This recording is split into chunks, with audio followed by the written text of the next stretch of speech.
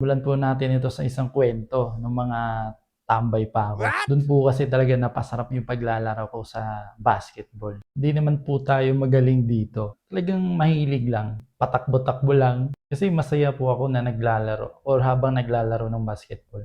May nanonood man or wala, may audience man dyan or wala, may pusta man or wala.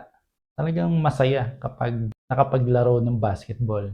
Ika nga ng mga basketballista, ball is life, di ba? Pero noon, hindi din talaga ako ganun agad-agad nahilig sa larong ito. Medyo disappointed ako nung una akong napalaro ng basketball kasi parang talagang literal patakbo-takbo na lang ako. Pag ipapasa sa akin ng bola, ipapasa ko rin sa iba agad or sa ibang kakampi ko. At nakikita kong ang daming magagaling sa larong basketball.